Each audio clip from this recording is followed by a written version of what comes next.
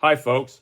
I'm Richard Friedman, and welcome to another one of my cartoon countdowns for January 6th, 2023. Every few weeks or so, we get together and we do the countdown, and basically, I put it all together on Twitter, and based upon the popularity and the impressions on Twitter, I put it in numerical order of the most popular cartoons, and I shoot them out to you with a little few jokes, and hopefully to cheer you up for the new year. And covering the main events in my cartoons, I try to single out the main events that are significant to our country and put them into and present it to you factually along with a cartoon, and then you decide how you want to take it. So here we go. And I also want to tell you about my latest book coming out. I have a book, and these cartoons you'll see today will be in that book. And I have other books. And if you ever want to look at my work, all you have to do is go to richardsbooksofpoliticalcartoons.com, and you'll see all my latest books and some sample cartoons. And if you want to see a preview from my latest book, all you have to do is just go make like you're going to buy the book, but you don't have to buy the book. And then you can see the first 5 or 6 pages of the book. So my next book should be coming out sometime in the middle of January. As I said, the cartoons you'll see today will be a sample of what the book will show. And from now on, the cartoons are starting a new book for 2023. So here we go. Let's have a go at it. Okay, here's cartoon number 6, numero 6. And here you can see what's going on. Here's a China jet fighter basically cutting off a U.S. reconnaissance plane in the South China Sea. Okay, I want to read it to you, not to bore you, but so you get the full picture of what's going on here. Senator Rand Paul, Republican, Kentucky, watching a Chinese Navy J-11 fighter jet flying within 20 feet of the nose of an RC-135 U.S. Air Force reconnaissance plane over the South China Sea, which China is seeking to dominate. The Chinese really want, they're building military bases on islands, and they really need that for a base. Some people say it's because inevitably they're going to invade Taiwan, and they want to use that as a base. So some people say that. Now, I don't know, but I'm just throwing that out to you. You decide on how you want to take that, okay? Seeking to dominate, to which, okay, now the plane had to take evasive maneuvers to avoid having a collision, because inevitably it would have happened, because they were flying so close to each other in air that it would be impossible for them to continue to coexist going down, for 5, 10, 20, 30 minutes like that. It would be acrobatic. It would be like an airplane circus, a show. It would be very, very dangerous. So the U.S. Reconnaissance plane took evasive action to avoid having a collision with this Chinese fighter jet. And so here I drew this, I looked at it and saw what was going on, and I tried to capture it in this cartoon as I saw it from the reports, okay? So there you can see the U.S. plane, and there comes the Chinese jet. It reminds me of driving on I-95, up in the air, people cutting in on you all the time, There it is, you see? So there you go. And here is Rand Paul. Now, this is Senator Rand Paul, who's basically, you have to say, from his track record, you have to assume he's a little bit of an isolationist. In other words, he wants the America First movement. We got to think only of America. Ukraine is something we have to watch out for how we give money to. We have to be very careful not to spend too much money on Ukraine and helping them, because America has its own fight to fight, and their fight is not our fight. This is kind of like, he never said this, but this is what I derive from what he said.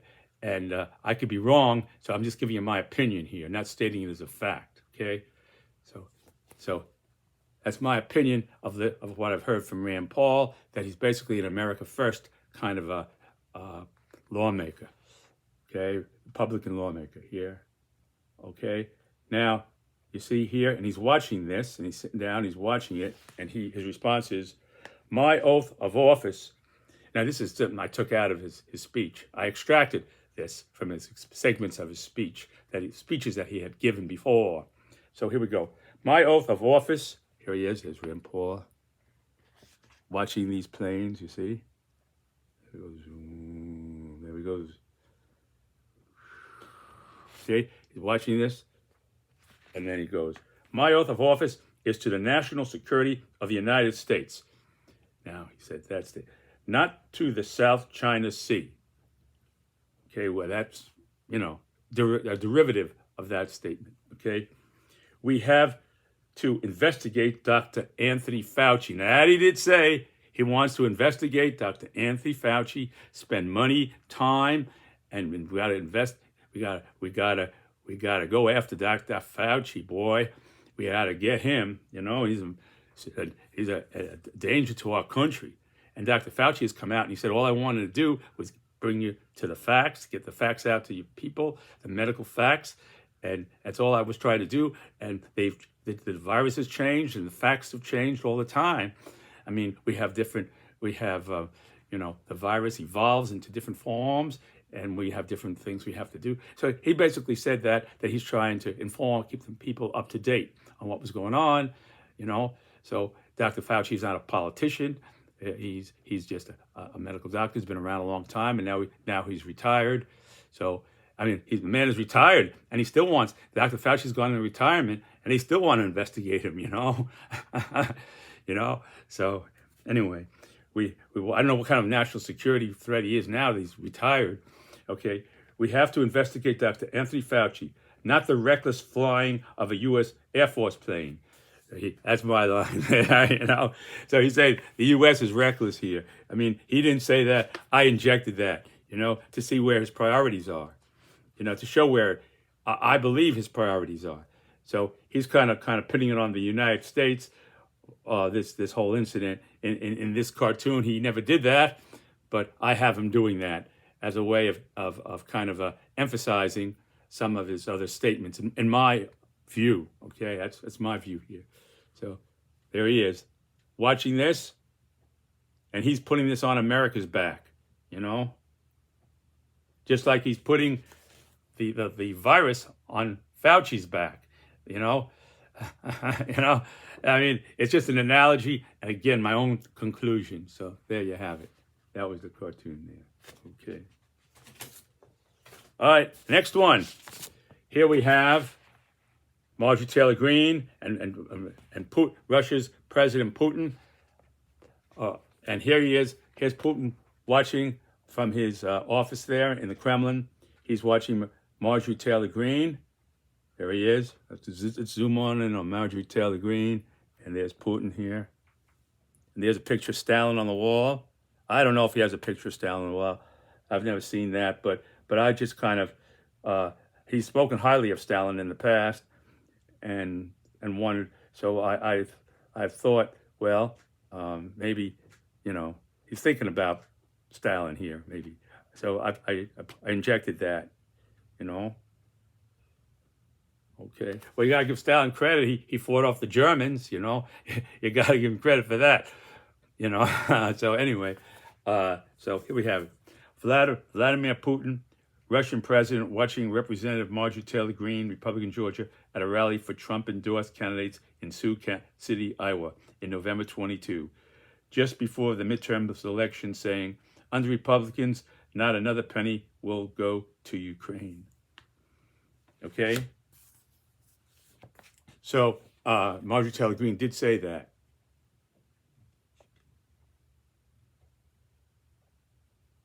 Okay?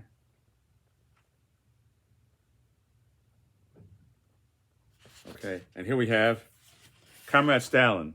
Let's listen to our Trump girl, Marjorie. And this is again here, Russian President Putin.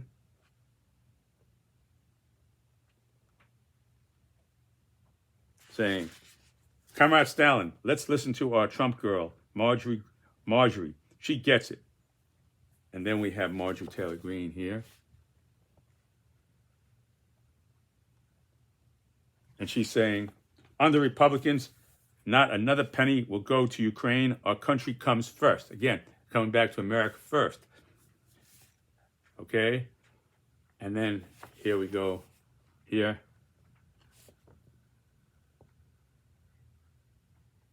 Here's a response. Okay? Putin's response to hearing that. Comrade Stalin, that's what I've been saying. America should be the first out of Ukraine and the first out of NATO.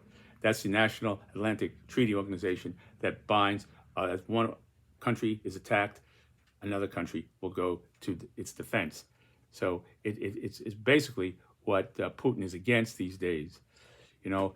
And the result of the Ukraine invasion has strengthened NATO, ironically, and more. And we have other countries like Sweden joining up, to applying to become members, and so it did the opposite, basically, of what Putin was trying to do in regard to NATO, you know. So he's against kind of that alliance, and he felt that Ukraine was getting too close to joining NATO, so he kind of zoomed in on Ukraine before, you know, they did join, probably. I mean, this is all speculation on my mind. So people say that, and then people say, well, these isolationists come out and say, well, that's why we provoke Putin, you know. You know, people say that. You know, I try to get both sides of the coin, you know. But NATO has never attacked nobody. NATO wasn't an aggressive organization. It was an organization to protect, you know, and following World War II and what happened with Adolf Hitler and everything like that. Or the idea was that if one nation was attacked, another nation would join in, because Hitler was able to take country by country by country, you know, and it was like one after the other without anybody intervening. So the idea was that NATO would stop that kind of aggression in the world, where a country could just decide to spread out its wings and conquer other countries one by one, whereas there'd be an alliance to join in, okay?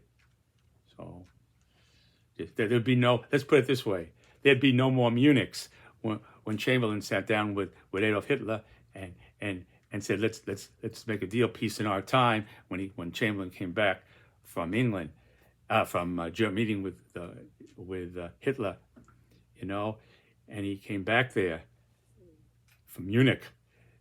You know, he came back from Munich. He said, "Peace in our time, Chamberlain." The next thing you know, boom, we have World War II. You know, so the Germans went into Poland and so forth. So there you have it here. Okay, that was that cartoon. So Putin is against NATO, and he says, that's what I've been saying. America should be the first out of Ukraine and the first out of NATO. There.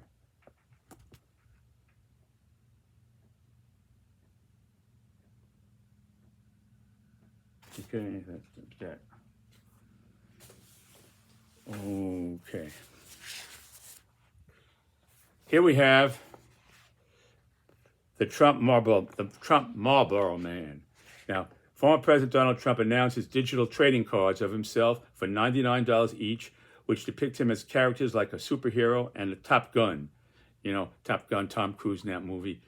Style fighter in a range of different scenarios and activities. Example, hunting gear. Below, proposed Trump card titled The Trump Marlboro Man, and that was December 17th, 2022. So here we have the Trump Marlboro Man, you know.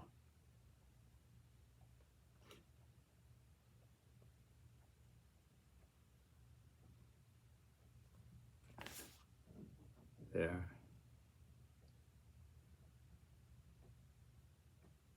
That was a digital card that was never made, so I figured I'd make a digital card called the Trump Marlboro Man.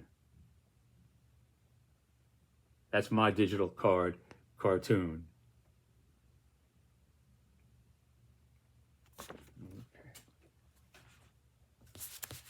Here we have, this is a video, there's a video to this cartoon that I made, and you can see it on my website, Richard's Books of PoliticalCartoons.com.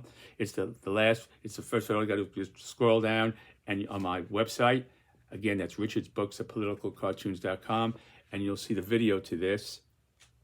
It's taken from The Sound of Music, and it was Kevin McCarthy, the goat herd, Kevin McCarthy, the lonely goat herd. And it was taken when they sang from Sound of Music. They sang that song, the children. They put on a show with the goat herd, and I heard McCarthy, the lonely goat herd, and the lonely McCarthy goat herd. It was called the lonely McCarthy goat herd. Basically, and so I wrote my own lyrics and did a song with McCarthy on a puppet dancing around to these people the way the children did puppets with the goats, and they sang this song about a goat herd. So I put McCarthy in that position as the lonely goat herd in my video. Again, that's on my website. Okay, so here we have, this is the cartoon that I did the video to, so I'm just going to show you the cartoon here. So here we have House Minority Leader Kevin McCarthy, Republican, California, just ahead of the House vote on the spending bill for 2023.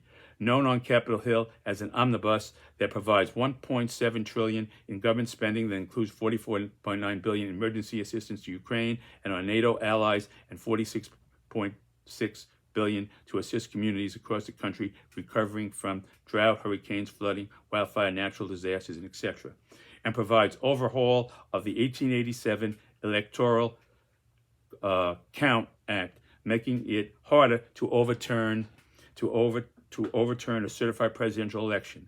So aside from giving funds and all these funding the government and keeping the government going and programs going to assist Ukraine and all those to our allies and government spending, it also has found a legislative value in that it secures our democracy because it prevents manipulation of the Electoral College. It discourages that, put it that way, discourages that. Given a respected House member said McCarthy can't get to 218 to become respected House member said McCarthy can't get 218 because to become Speaker without Marjorie Taylor Greene, Paul Gosar, and Matt Gaetz. And so he will do whatever they ask. So the idea here is that these three, somebody actually said, the commentator said this, pointed out to these three people that without these three people's support, they can't get there. Okay? So you have to excuse me a minute. Gotta plug in the power here. I don't want no power going out here on my video. There we go. Got to get the power going. Get the backup in here. Okay. Here we go. All right. Let's get the power back up here. Okay. Whoop. There we are. Okay. Oh, things go wrong, they go wrong. But you got to hang in there, and that's what it's all about. That's what it's all about, folks, hanging in there. So, here we go. Okay. Back in action. Okay. So this was the cartoon. Here. So here we have Marjorie Taylor Greene, Matt Gaetz, and Paul Gosar. Okay, where they have the thing, just like in the Sound of Music when they have those things that they're manipulating the puppet, those things here. Same thing I drew with them, and there's the American flag, and there's McCarthy on the strings, and there's the three puppeteers to McCarthy. And now, so McCarthy, it turns out this cartoon was a little prophetic because McCarthy has made a lot of deals that only one person, it only takes one person to decide. Now he's made a deal that can bring up and say, well, I don't like what you said, I don't like the way you sneezed, or the way you blew your nose. I think it's time to have a vote now to see if you're going to remain in power. One person can do that now. You know, think of that if the president, if they had a deal like that with the president of the United States, how that would work. So that's destabilizing. That would destabilize this whole country. That the president, by one person in Congress, could say the president. The same thing is destabilizing our government, because if it's so fragile that one person could change the whole thing, the whole complexion of the House, because the House Majority Leader is a very powerful position and influences legislation. So if one person can do that, the whole democracy is like it's like a pile of sand. It's like it's blowing in the wind. It's just blowing in the wind. Like that song. Yeah, it's blowing in the wind. That's what it is. Well, now I got some more interference from somebody up here in my building.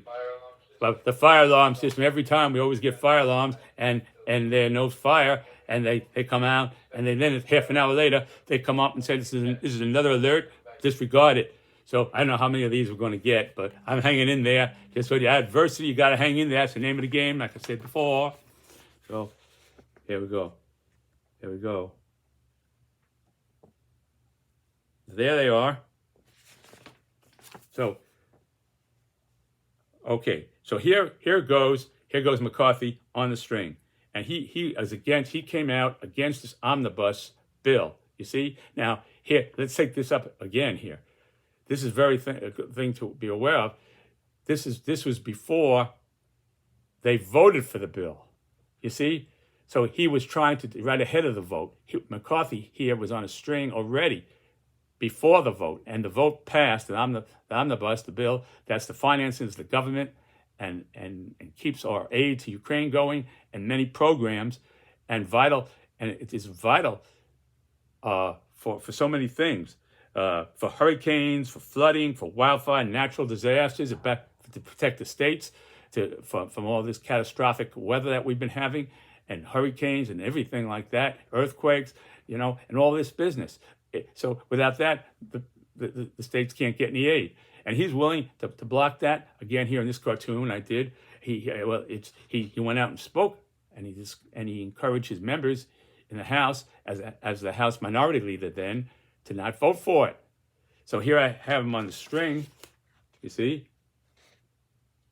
So now it's magnified, because one person can say, well, if you don't want to go, if he goes for the debt ceiling, a few months now they got to vote on raising the debt ceiling. One person in his caucus, those 20 people, says, we don't want that. We're gonna then let's go down and see if we still want. If you support raising the debt ceiling, let's see if we're going to keep you in the House and have a vote on that right now, because you may not be here for saying that.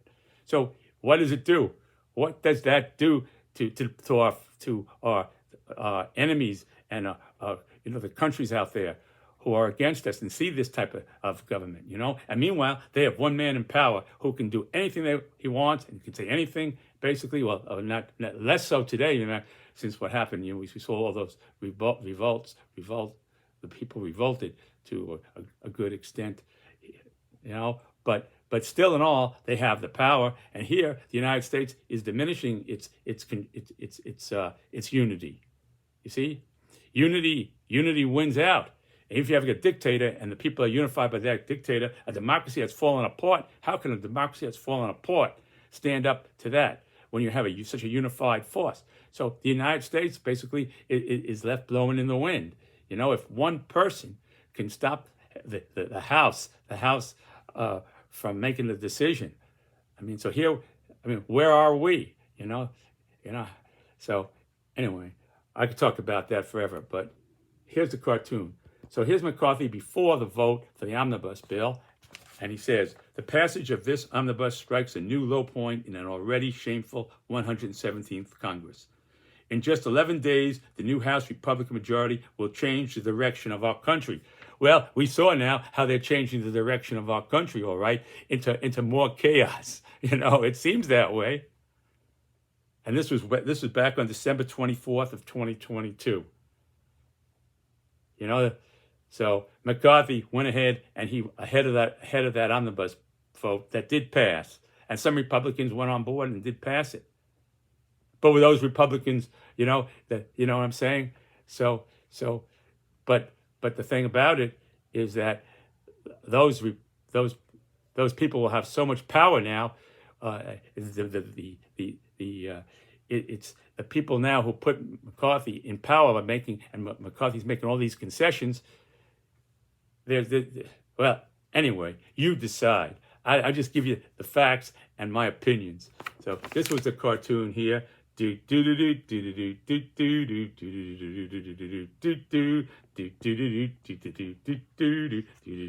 do do. Hey, Leo, Leo.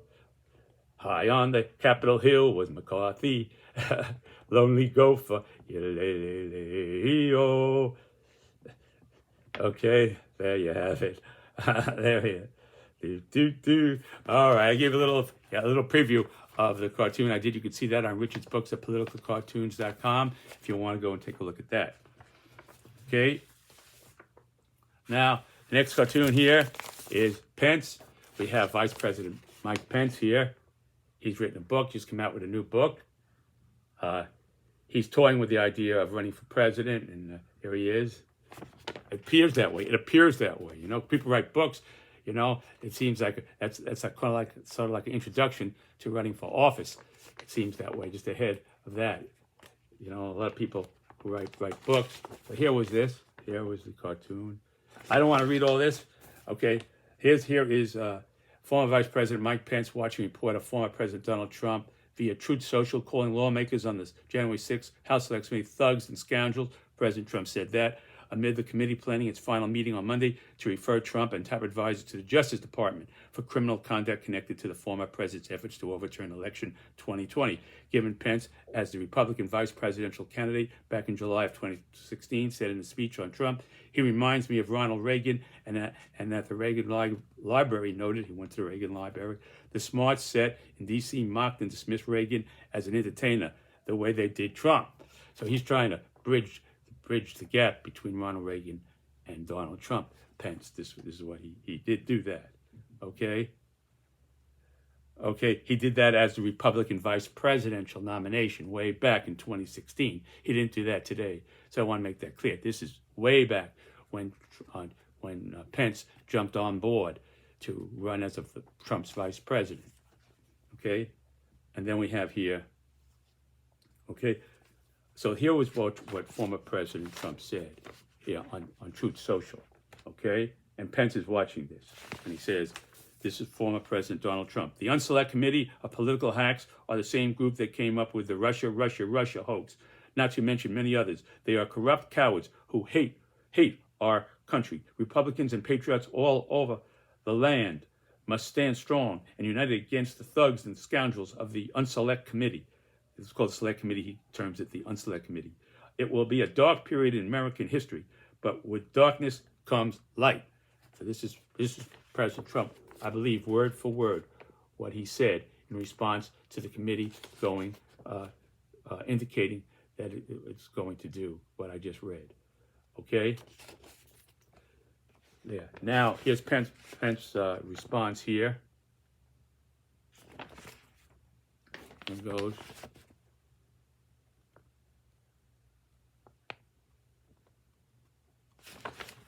These remarks are reckless. President Trump is wrong to use this kind of language, but I am still proud to have served this president who has the same vision as President Ronald Reagan, and that, quote, America is a shining city upon a hill that will see the light after the dark smoke. So I'll leave that to your imagination. I'm not going to go into that. America will see the light after the dark smoke. This is something I made up, but it goes along with the scenario of what Pence has said. So I just put that in there, okay, as a cartoon.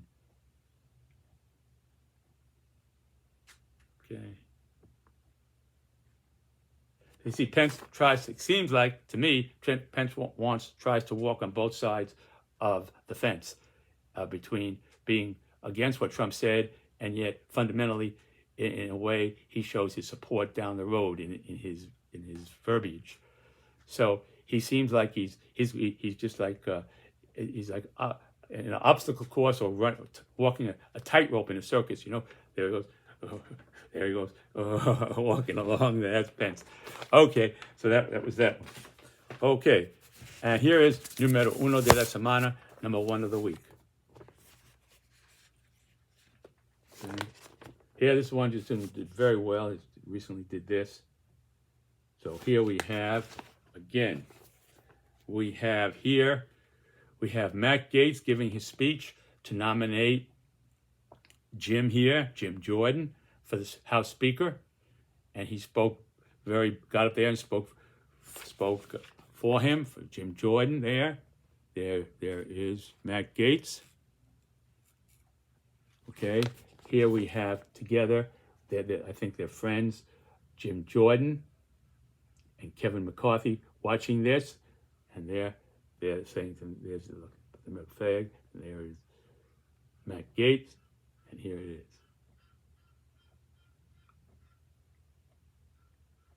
Okay, Matt Gaetz.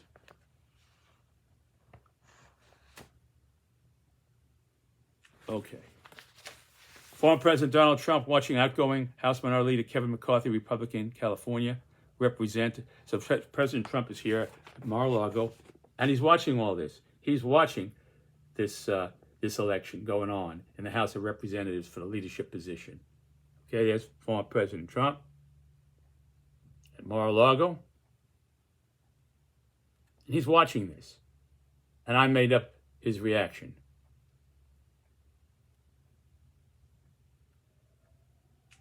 Okay, here we go.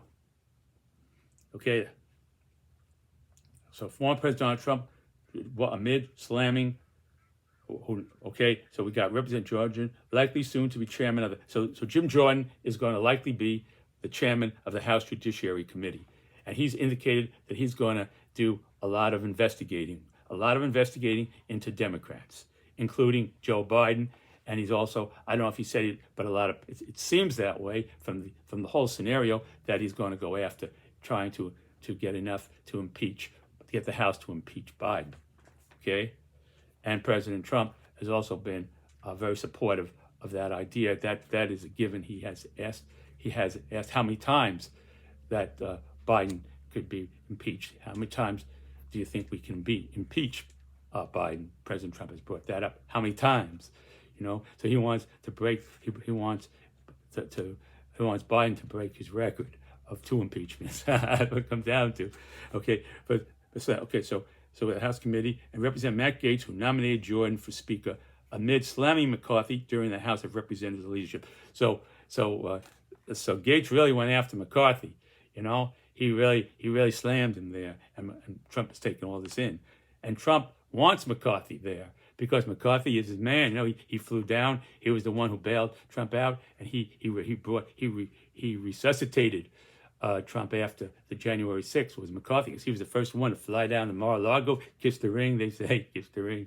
You know, there's the ring. You know, kiss the ring. You know, that type of thing. You know, and there it was. And then McCarthy comes back, makes a statement that basically it was in conflict to the original statement that he made after January 6th. It wasn't in the same tone, you know, more in favor of Trump. So there you have it. So McCarthy has this, you know, again, the same thing like Pence trying to walk the tightrope, you know, to stay for the benefit of his. Well, I'm going to leave that up. I'm not going to say that. I'm going to leave that up to you to decide. You know, walking the tightrope. You know, okay. So there you have it. So now this is again the cartoon, and here they are. Here's McCarthy. This is right after the first ballot the other day when McCarthy lost the first vote. This is right after that. So you see that Gaetz right away was ready. Gaetz was like the public enemy number one to McCarthy is Gaetz, you know, because he's been right at him. So Matt has been right on in his butt, McCarthy's butt all along, you know. So anyway, and the problem here is that Trump wants McCarthy, and Trump wants Jim Jordan as chairman of the Judiciary Committee, where he's going to be working. We're working very hard on on all those investigations on Democrats. Get to keep our country united and strong. So I mean, so here we go. I should say quote. So here we go. So here it is. So here they are. And here's McCarthy. And here goes Matt Gaetz. This is word for word, Matt Gaetz. Boy, I had to work hard on this one because I couldn't believe what I was hearing. So I had to keep going over and over again. I was just sitting there listening to it. I had to listen to him a few times before I convinced myself that this was what he said. Here he goes. Here goes Matt. Okay, here we go. Here goes Matt. Here he goes. And he says, okay, so here, okay, and here is McCarthy. Here is them. Here's McCarthy and Jordan. They're together watching Matt take the stand there underneath the American flag. As Matt, after the first vote, that McCarthy failed to win the first vote, and here right ahead of Matt Gaetz is Jim Jordan talking, and McCarthy right ahead. They see Matt Gaetz coming up to the podium there to make his thing. So they're saying to each other, here's how it goes. Okay. So here we goes. So it goes. Here comes Matt Gaetz, and he goes, "That's what we're fighting for." So there we go. And they say that to looking up the American flag here. They say that's what we're fighting for, the American flag. You see? I point to the American flag, and they're saying that's what we're fighting for. And there's the American flag there. Okay, and then here goes Matt Gaetz. I got this. I worked hard on this one to get. Sometimes we have to do jobs that we don't really want to do. And sometimes we have to do jobs that we are called to do. And so, my colleagues, I rise to nominate Jim Jordan, who has just given a speech with more vision than we ever heard from the alternative. We know who the alternative is, right? Maybe the right person for speaker isn't someone who wants it so badly and has sold shares of himself to get it. He's referring again to McCarthy's. Oh, well, I'm not going to repeat myself on that. And finally, Mr. Jordan said, we must engage in rigorous oversight. Jim Jordan will lead that oversight effort because he works on that every day. So Jim Jordan's every day is going to be on oversight. He's going to be trying to get every Democrat he can, bring charges. He wants to go after the guy who wants to impeach a number of people in the Biden administration. One other person, I think Mayor Walker, something like that, or something named that sounds like that. The Republicans talked about impeaching Biden, and they want to investigate this and that. Now, I have to say this, folks, that I believe that what happened in Afghanistan should be investigated, but it shouldn't be the idea is we're going to get Biden to investigate Afghanistan. We have to go get Biden. It should be the idea is we're going to investigate to see what happened, how those people got stranded there, those people helped us, and all things like that. That should be investigated, but it should be done in the spirit, in the American spirit, of saying, where did America go wrong here? Not the idea of saying, oh, we're going to get Biden with this. This is going to be great. We're going to get Biden. It shouldn't be like that. So that's my point, okay? So, but that, so, you're going to impeach President. Go back and let's do an impeachment of President Bush for going into Iraq. I mean, let's start. Then maybe we can do a retroactive impeachment of George W. Bush for going into Iraq.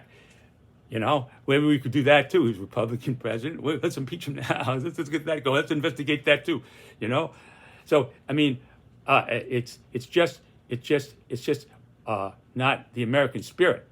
It's the American spirit to see where America went wrong, not to go after people on grudges and ideations that the election, that Biden stole the election and this and that and all those things. We got to get Biden. It should be to investigate Afghanistan to see where America went wrong. Okay, so that's it here. So here is former President Trump over here at Mar-a-Lago. He watched this thing here unfold. And here, there was that, and here is his former President Trump responding from Mar-a-Lago. And Trump says, Jim Jordan will lead the effort to impeach Biden because he wants him in. Last thing he wants, he wants McCarthy in judiciary to go after Biden, from the Judiciary Committee. He don't want Jordan, and he wants McCarthy as Speaker because McCarthy has already kissed the ring, and McCarthy it seems to be falling in line here. So Jim making all kinds of concessions, okay? So Jim Jordan will lead the effort to impeach Biden as chairman of our House Judiciary Committee. Kevin will be Speaker. That's it. Kevin McCarthy will be Speaker. And Matt Gaetz. And I'm sure President Trump now isn't too pleased with his old ally, Matt Gaetz, for this. So Matt Gaetz will be in charge. That's a split here between Matt Gaetz and Trump. We never saw that before. You see, that's how the Republican Party is fracturing itself. It's imploding on itself in that respect, because this was like the foundational thing here with Matt Gaetz and Trump. Now the whole thing it's crumbling, like a meteor hit it or something, boom, it's imploding. It seems. Okay, I'm not saying it's that. I'm saying my opinion. Okay, we'll be see that McCarthy does not move, and Matt Gaetz. Here's Trump's recommendation for Matt Gaetz, which I made up, but it could have been what he was thinking. Matt Gaetz will be in charge to see that McCarthy does not move into the Speaker's suite too soon. So I've heard that Matt Gaetz wrote a letter to some official being concerned that McCarthy has made moves to go in to move into the Speaker House, and he's I don't know. Maybe he brought his gavel over there. I don't know.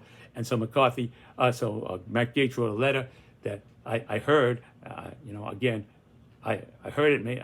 I have no way of verifying it, but I put it in the context of this here, that Matt Gaetz was concerned that McCarthy was moving too fast and into his Speaker's suite, and he should not be doing that.